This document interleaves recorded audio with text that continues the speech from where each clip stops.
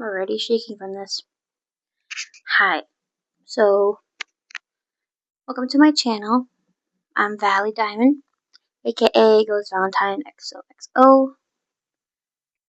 Today is gonna be different from my usual content. I thought it'd be fun to mix things up a bit. So, this is gonna be a bit of a long video. I don't know, it depends how long I'm gonna be talking. But I have a cup of green tea here. I would sip for content, but I'd rather not burn my tongue. So welcome to my living room. This is not the full area because you're right in front of my TV. Here's my cat. I don't know if you can see him, but he chills there. He's my baby. Anyways, we need to talk. So, if you ever thought or wanted to pursue going to a vocational training program that specialized in the food industry, specifically professional cooking and pastry making, here are the things that you should know that I didn't know. I feel like this needs to be made because there are a lot of things that I've learned throughout the whole autumn semester and then January, winter semester. Okay, well, ever since I was a little kid, I've always liked to cook. I always liked to try new recipes, challenge myself, cooking and baking. I would make it all the time, well, when I had free time, and I would learn from my mom, and I would make recipes and cook for my family. When my mom was too tired or I offered, I enjoyed it, because it was like a distraction from your thoughts. And it feels good to feed others and they enjoy it. And as I got older, obviously at first I thought I wanted to be a musician because I love music. It's my first passion. But realistically, success rate is very low. And my mom wanted to make sure that I had a good job, that I would get good money out of it. So that's got me thinking hey, if I can't do music, how about cooking? I could be a chef. But as I applied in the LaSalle CEGEP in Montreal, I got called by staff or something from the company of the thing because they had a cooking program, and I applied for it for the deadline. I got a phone call twice saying the lady on the phone saying oh, I guarantee that you're 100% accepted into this program. And I was excited because I was already done with school, high school, because, well, fun fact, I failed 5th grade. I had to redo it. So most of my classmates were a year or two younger than me, so they were very immature. I didn't like them, and I immediately wanted to move out of my small town, start college. And that's what I was really looking forward to, finding out, oh hey, final year of secondary 5, and then off to college I go. I trusted her, she called me and saying, oh, you are 100% accepted. But then I got another call saying the program was evoked or something. It's hard to remember because it was 2 years ago. But basically the program was not there anymore because there was no teacher or something. And it really sucked because I was so excited and I wasn't able to go, so I had to take a gap year. And the reason why is because I thought, okay, if I'm going to be accepted, I don't need to apply to other programs. And also because I am exempted from secondary for mathematics because I have dyscalculia. So I had to take a gap year, which was really hard because I felt depressed a bit because I was stuck in town.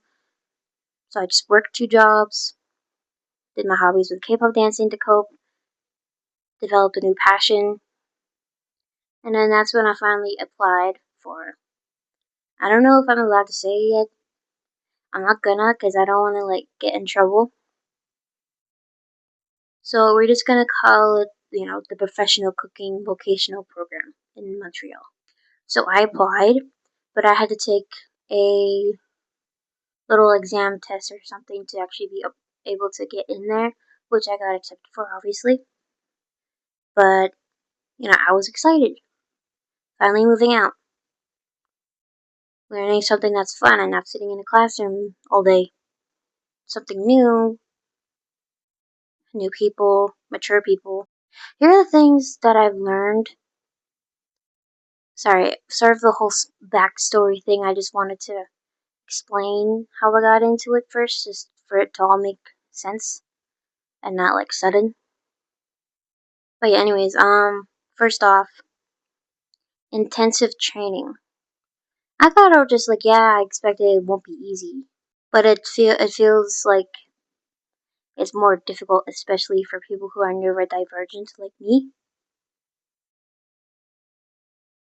Fit now, right now. I mean, it's a good school. The teachers are kind and passionate and like do a good job trying to help you. I had a good class. They were like my family, and I do miss them. They were like really good, and I missed them a lot because they were really kind, and helpful, and funny. But here are the things that you need to remember. Sorry, I'm still awkward talking in front of my camera right now. When they say it's intensive, it's intensive. Like yeah, it's gonna be hard, but they weren't kidding that it was gonna be hard because it's vocational. It's 1 year training, and what they said is like a 3 year like cooking course. That's like supposed to be like, imagine like a 3 year thing, but squished all together into 1 year. And from what I remember, there was like 25 competencies. I may be wrong, but there was like more than 20 something competencies. And basically, they're like modules or something. But yeah, you learn like, well, from what I did, it's hygiene and food safety, another hygiene something safety competency, trade and something competency, then fruits and vegetables, soups, cooking techniques, basic prep, basic dough, meats, fish, desserts, and that's all I remember from the top of my head currently. There's like more. It's because it doesn't teach you just one thing, it teaches you all the things in the cooking industry. So, like baking, soup, sauces, meats, fish, appetizers, cakes, and pies, and all that stuff. I'm thinking about it on the top of my head. I don't have a script for this, so I'm pausing a lot, which I'm gonna cut out. One thing you gotta learn, it's not gonna be like CJ. Because it's vocational, that means it's a 1 year thing that trains you into a career. So it's like 1 year training, and then boom, you're done. Go to your job now. And most of the time, the students are like age range from 17 to 18 to like in their 50s. Because it's an adult vocational, it's not CJEP, so like adults can apply to like train into a job that they want to pursue. And it's like you have to go every day. There's not like a certain day, like, oh, you can go in the morning, but then you can leave. Because you only have school in the morning, for example. Like in CJIP, you go to school in the morning, you're done. Or the next week, you're like, oh, I have school in the afternoon for this class, I'm done for today. No, it's every day of the week. For my experience in the school I went to personally, from 8 a.m. to 3 p.m., Monday to Friday. But I would have to, a lot of people, obviously, you have to wake up extra early, especially how far you are. Luckily, I'm not that far. But most people who are far, they have to wake up early, go to the place. We have to leave and then arrive before 8 o'clock. You can't be late, especially on an exam. But anyways, you have to go to the changing room, put on your uniform, which is very uncomfortable, by the way. You can't have painted nails. You can't have false lashes. You can't have long nails, fake nails. You can't wear that. You can't wear, obviously, what I mentioned, false lashes. You can wear some light makeup, but you can't wear full face heavy makeup. You can't have piercings, facial piercings, ear piercings. What else? You can't wear jewelry, so like wedding bands, rings, necklaces. Can't wear any of that because obviously the dress code is important because of hygiene reasons. Like, because you're wearing something like a ring has all sweat and like germs, and lashes or fake nails can fall, or like the nail polish is chemicals. We don't want to have cross contamination. But you pretty much become a blank canvas. Everyone wears the same thing, a button up, white, thick uniform top with like, for me, I have to wear like this checkered baggy pants and an apron and a hairnet and a hat. And also the school requires you to wear steel-toed shoes, which are very uncomfortable, by the way. And you have to wear that every time. At the first beginning of like the 2 or 3 competencies is mostly in class from what I experienced, but it's not fun if you're the type who likes fashion. It's not fun for the type who likes to dress fun and wear cute outfits or dress in a way that makes you you. If you like to accessorize and wear lots of clothing that expresses yourself, you can't do that in the kitchen because obviously there's a dress code and it's every day. And after school, it's like if you have a job, then you won't really be able to dress how you want afterwards if you work like at a job in another kitchen, for example. For me personally, it feels like I lost myself because for me, my whole aesthetic is early 2000s gothic, spooky, Halloween, emo girl. But honestly, it's been hard because I really miss it. So if you're the type that likes to dress with a unique sense of style, be aware that you won't be able to dress like that as much because of, dress code. You can try to accessorize in a way or dress like it outside of school, but it's not that easy.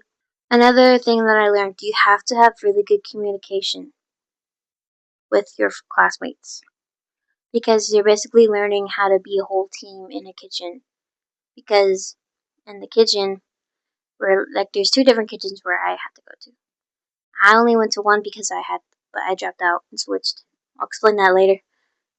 But there's a thing called service because there's a restaurant connected to the school where students would serve the food they make to actual customers. It honestly looked really intimidating. But yeah, things you have to be quick because obviously there are hungry people who make like waiting. But also, even if you're not doing service, you do have to hurry up because you're on like a time. Because from my school that I went to, it's like there's a day program and an evening program. So 8 to 3, then the evening program is from 3 to, I'm gonna say 10 o'clock. I'm not 100% sure, but yeah. So we would have to hurry up. Obviously, we had a lunch break, so like go in the kitchen, clean, sanitize station, figure out who you want to team up with that day. Then when we're in a certain competency, we have our papers. The teacher tells us what we're gonna make that day, and then that's when we gather ingredients, and then that's when we do a thing called demos, where the teacher stands at like the main area of the kitchen, then demonstrates how to do that cooking thing, and we all watch. Sometimes people take notes, and afterwards we go do that, and then afterwards another demo. We go do that, and then after making like 3 to 4 recipes because there is also a store connected. We would put all the food in a container, then package and label, and then put it in the store. And then we have to clean up everything. So like the stations, the sinks, obviously put away, and make sure to dry the dishes properly, and cleaning the rhino filter, cleaning the floors, all that. And it's very hectic. It's hot. It's loud. So if you're sensitive, like to like loudness, lights, certain textures of clothing, it can be really overstimulating for people who are sensitive like that. If you're willing to go through that, then kudos to you, but I'm just letting you know you'll definitely experience sensory overload and overstimulation. It's not easy. And especially if you're working with a teammate, it is really important to be communicative because that's how it is. You can't exactly work alone in real life in an actual kitchen because, if you want to learn, you have to actually talk to each other and work as a team. And it's also just about safety. So, like walking behind someone sitting behind or holding a pot of hot water, you say hot, hot, like really loudly, or walking with the knife, you say sharp. So that's why it's really important.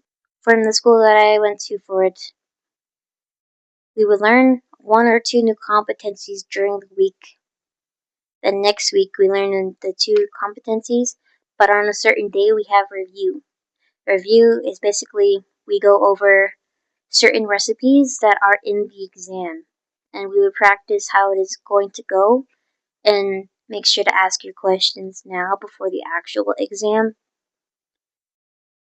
And sometimes either the exam is split into 2 different days, or there's going to be students picked in the morning to do your exam to have 3 hours, and in the afternoon, more other students that do it for 3 hours. And it's very strict. You have to sign stuff, you can't talk to each other, you have to just do your stuff.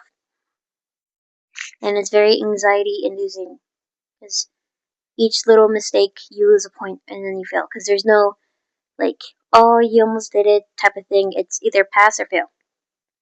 Luckily, there are retakes, but still, it's kind of harsh, not gonna lie. So, like, for example, in fruits and vegetables competency, if your cuts are not even, you'll fail that one. Or if, like, in basic prep on your chicken stock, if it's not clear broth and it's not greasy at the top and you didn't degrease it properly, you lose a point and you fail. That's how strict it is. And the teachers, they mean well.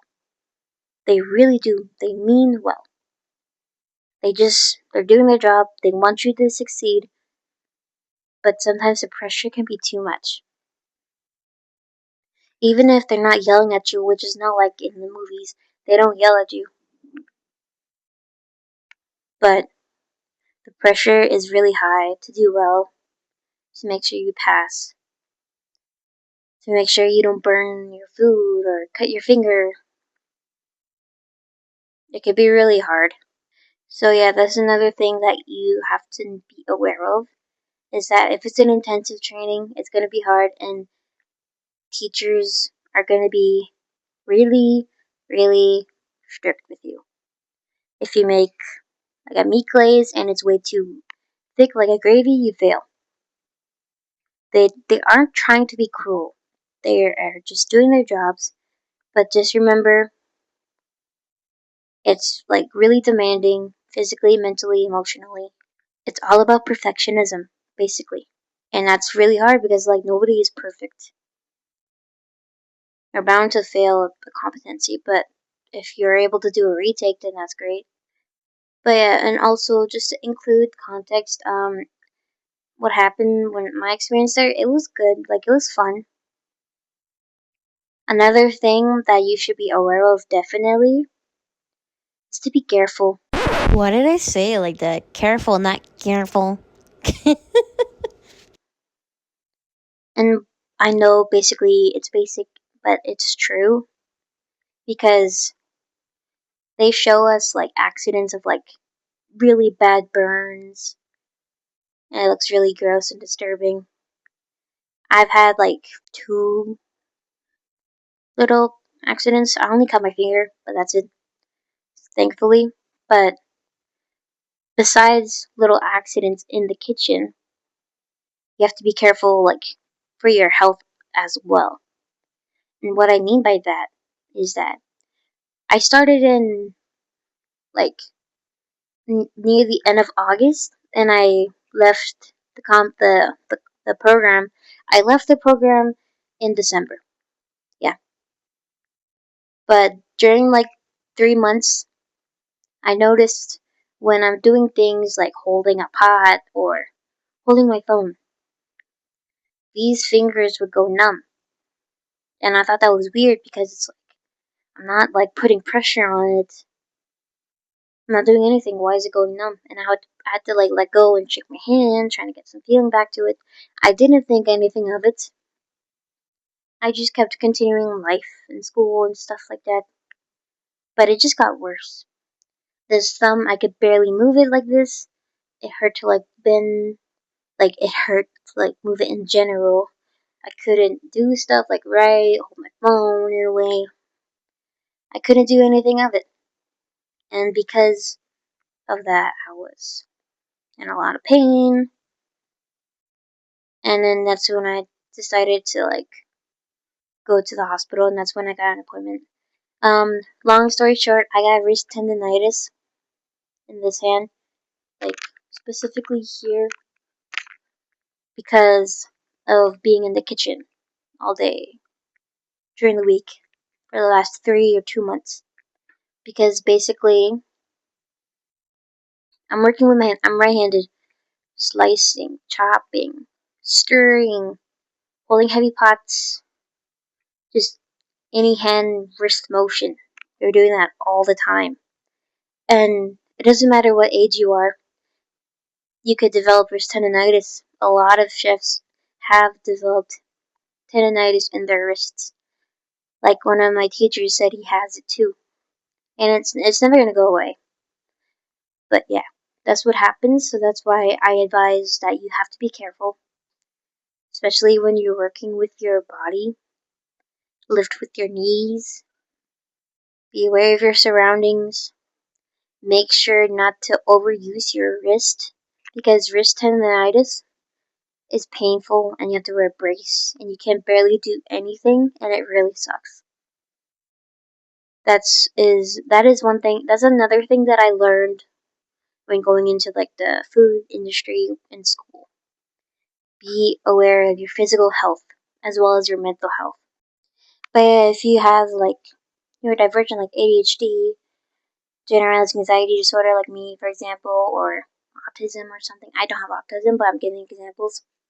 If you don't know how to communicate properly, endure the stress, and how to be quick. If you have sensory problems with working in the kitchen, like the loud noises, the lights, the feelings of the heavy fabric that you're wearing, and the pain in your feet if you don't wear the proper steel toe shoes, it can definitely be overstimulating, and I highly do not recommend it if you're sensitive, because it could be really hard. I had to leave it because I was burned out. I wasn't happy. I was struggling a lot, mentally, physically, psychologically, like all of the above. Like, obviously, there was tendonitis, yes. But the constant demands, the need to be quick, the need for your food to be good all the time, constant exams, constant new competencies, you can't miss a day. So sick days are hard because you miss a lot and they'll start without you. Even if you're really sick, they'll start without you. So yeah, that's another thing I forgot to mention. That is that no matter if even if you're sick or badly injured, they'll still continue like the competencies, the learning stuff without you in the classroom. You just have to catch up or whatever. But yeah, the constant pressure of trying to be good all the time, the pressure of getting up every day, going into that hot kitchen with the sounds of the stoves, the food, people talking, people rushing, the sounds of dishes clanging, the different textures of foods and the different smells. It was just too much for me. I couldn't handle it. I thought I could. I really, really wanted to keep going, because I didn't want to leave my friends that I've made. But it was just too much. I couldn't get out of bed. The thought of going to school stressed me out. I was tired and I cried a lot because I was just so tired of everything. I felt like I wasn't good enough. I felt like I couldn't do it. So I made the decision to leave and then wait for January to go and start pastry because it's more slow paced and it kind of is slow paced, but at the same time, I don't know. Again, wear the same uniform, health reasons, but honestly, I kind of regret making the choice of going into learning to be a cook slash pastry chef because it honestly strips away what makes me feel like me. I forgot what I loved, like in my aesthetic wise. I lost a lot of my confidence because I wasn't able to dress like myself. And yeah, I could have like did it outside of school, but I don't have a job because I'm already at school like full time every day. And I live alone, so I don't really do much because I'm in school for like 6 hours a day, and it's really physically exhausting. Like your feet hurt, you're sweaty, you're tired. You don't really want to do much because after all of that, you just want to lay down and like relax after such a heavy day. So it's like I couldn't force myself to go out even if I wanted to because like I'm exhausted and I have nowhere really to go. If I wanted to just like my emo self. So that's also why I didn't do it outside of school, even if I wanted to. I was too tired. But yeah, nowadays it's been really hard for me lately. Another thing I forgot to mention that you do have to be aware of is that, and I'm sure everyone knows this, but for me, I had to know this and accept because I was a little bit in denial. You can't befriend everyone or be on good terms with everyone in the classroom. Even if you're kind, try to be helpful for everyone, there'll always be a certain person or certain people or just the whole class you can't just vibe with. That wasn't like how it was in cooking. It's just how it is in pastry at this moment for me right now. You can't befriend everyone.